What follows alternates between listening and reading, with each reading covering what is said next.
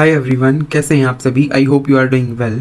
सो आज हमारा first day है क्वेश्चन प्रैक्टिस सीरीज़ का, और इस सीरीज़ में हम इंपॉर्टेंट क्वेश्चन डिस्कस करेंगे एंड PYQ डिस्कस करेंगे। जो मैंने पिछली वीडियो में आपको टॉपिक दिया था वो था द लिविंग वर्ल्ड चैप्टर के। आज हम PYQ एंड इंपॉर्टेंट क्वेश्चन को हम सोल्व करेंगे। सो आज आपका फर्स्ट डे है इस सीरीज़ में, तो आज मैं आपको कुछ 2-3 मिनट इंट्रोडक्शन दूंगा कि आपको अब कैसे अपनी प्रिपरेशन को आगे लेके जाना चाहिए। देखो, आपको पता है स्ट्रैटेजी वीडियो, जितनी बुक्स की वीडियो हैं, क्या पढ़ना है, सब आपको पता है। लेकिन सबसे इंपॉर्टेंट बात है कि आप पढ़ो। अब ये नहीं कि आप 10-10 स्ट्रैटेजी की वीडियो देख रहे हो, कोई 9 मंथ का प्लान निकाल रहा है, कोई 6 मंथ का निकाल रहा है, आप उन प्लान्स का वेट करते रहो। ऐसा नहीं करना है, क्योंकि बहुत से स्टूडेंट क्या करते हैं, जब उनके पास 9 महीने रह जाएंगे तब वो 9 मंथ की स्ट्रैटेजी देखेंगे, उसके पास 6 मंथ्स रह जाएंगे तो वो 6 मंथ्स की स्ट्रैटेजी देखेंगे, जब उनके पास 3 मंथ्स बच जाएंगे तो वो 3 मंथ्स की स्ट्रैटेजी देखेंगे, एंड जब नीट में 1 महीना बचेगा तब भी वो सिर्फ स्ट्रैटेजी ही देखते रहेंगे। लास्ट के 10 डेज में क्या करें, तुक्का मारने की स्ट्रैटेजीज। लेकिन इन सब बातों से आपका सिलेक्शन नहीं होता। आपको पता है जो पिछले अटेम्प्ट में आपने गलती की है वो इस वाले में नहीं करनी है। आपको NCERT को थ्योरली रीड करना है, ज़्यादा से ज़्यादा PYQ, ज़्यादा से ज़्यादा क्वेश्चन सोल्व करने हैं। सो उसी के अकॉर्डिंग मैंने ये सीरीज स्टार्ट की है कि कुछ ना कुछ आपको हेल्प हो जाए मेरी तरफ से।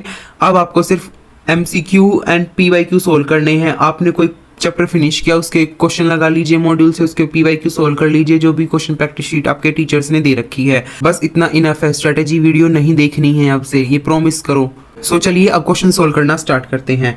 पहला क्वेश्चन है सबसे पहले, how many species are known in world. कितनी स्पीशीज नोन है वर्ल्ड में। तो ऑप्शन है 1.5 से 1.6 लाख, 1.7 से 1.8 लाख, 1.7 से 1.8 मिलियन, या मोर देन 2 मिलियन। इसका जो करेक्ट आंसर है वो है ऑप्शन नंबर बी। NCERT की साफ लाइन में लिखा है 1.7 से 1.8 million species are known till now all over the world.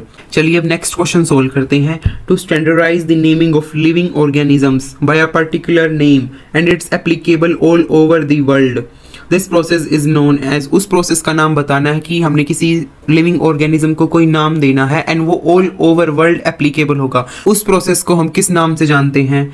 इसमें ऑप्शन है generic name, identification, binomial nomenclature और ओनली नोमेनक्लेचर। तो इसका राइट आंसर होगा नोमेनक्लेचर। चलिए नेक्स्ट क्वेश्चन पे मूव करते हैं। ये 3 और 4 क्वेश्चन तो बिल्कुल बेसिक क्वेश्चन है, किसी भी जो नीट की तैयारी करता है या फिर कोई स्कूल लेवल पे भी बच्चा जाता है उसको भी ये क्वेश्चन आ जाएंगे। What is the full form of ICZN and ICBN। जल्दी से जल्दी कमेंट सेक्शन में लिख दीजिए सभी बच्चे। So the options are Indian code of geology name, international code of zoo nomenclature, international code of zoological nomenclature, या international code of geological naming. So चलिए जल्दी जल्दी बता दीजिए। सो इस क्वेश्चन का राइट आंसर होगा option number C, international code of zoological nomenclature is known as ICZN। And what is the full form of ICBN।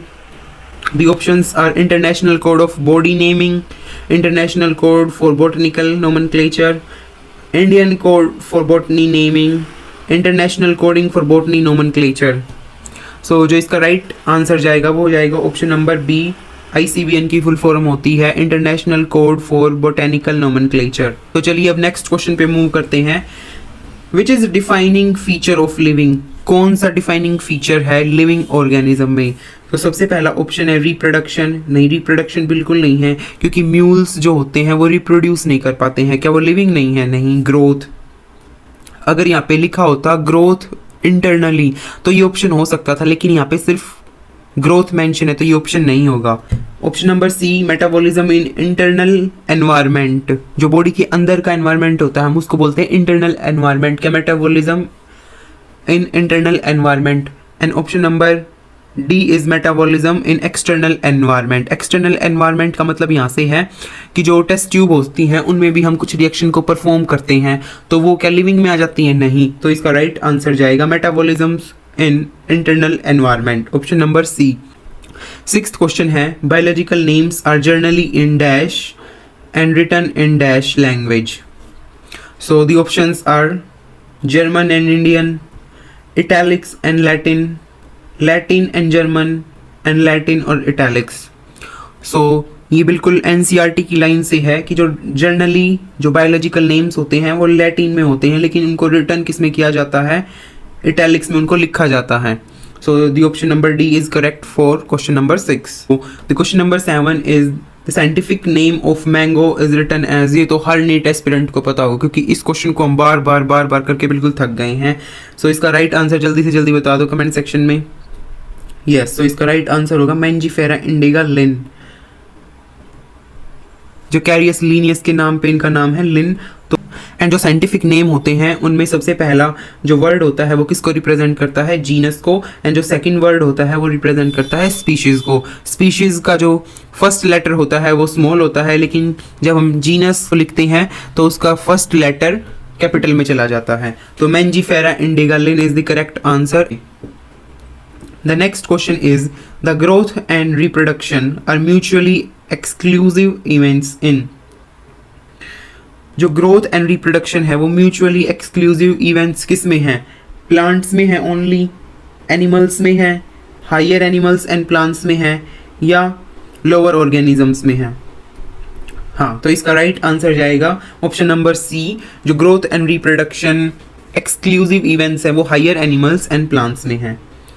Ninth question, the sum of total chemical reactions occur in body is called as. क्या बोलते हैं? जितनी भी reactions होती हैं सभी reaction के सम को क्या बोलते हैं? उसको बोलते हैं metabolism. The sum of all chemical reactions occur in body is known as metabolism. Next question में आपको करेक्ट स्टेटमेंट को टिक करना है. तो स्टेटमेंट 1 है plants grow only up to certain age. क्या प्लांट्स एक सर्टेन एज तक ग्रो करते? नहीं, plant throughout life grow करते रहते हैं. Option number B, only living organisms grow.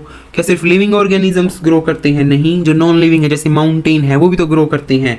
The growth in living organisms is from inside. Yes, जो internal growth होती है किसी भी ऑर्गेनिजम्स में वो डिफाइनिंग फीचर है लिविंग और नॉन लिविंग थिंग के बीच में. And none of this. तो इसका ऑप्शन जाएगा option number C. Next question है which of the following multiply by the process of the fragmentation? Planaria, fungi, filamentous, algae and all of the. जल्दी से जल्दी बता दो भाई. यस, इसमें आएगा प्लेनेरिया क्योंकि वो ट्रू रीजनरेशन शो करता है एंड फ्रेगमेंटेशन शो करता है. तो option number A is correct. The number of common characteristics are maximum in the following taxon. किस टेक्सोन में सबसे ज्यादा कॉमन कैरेक्टरिस्टिक्स पाए जाते हैं? देखो, स्पीशीज लेवल पे बहुत ज़्यादा कॉमन कैरेक्टर्स नहीं होते क्योंकि स्पीशीज सबकी अलग अलग होती हैं. तो जैसे हम किंगडम की तरफ जाते जाएंगे तो हमारे पास कॉमन कैरेक्टरिस्टिक्स बढ़ते जाएंगे. So option number D is correct for question number 12. Choose the correct sequence. इसमें आपको करेक्ट सीक्वेंस चूज करना है. जल्दी से जल्दी देख लीजिए. क्या पहले स्पीशीज के बाद क्या आता है? ऑर्डर. नहीं, जीनस आता है. स्पीशीज के बाद फैमिली आती है? नहीं. जीनस के बाद स्पीशीज आती है? नहीं, स्पीशीज पहले आती है. स्पीशीज के बाद जीनस, जीनस के बाद ऑर्डर, ऑर्डर के बाद phylum. Option number D is correct for question number 13.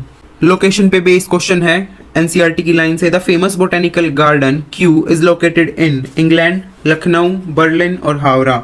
जल्दी से जल्दी बता दो भाई. इस क्वेश्चन की ट्रिक ये है जो सेंट्रल ड्रग रिसर्च इंस्टीट्यूट है CDRI वो भी किस सिटी में है?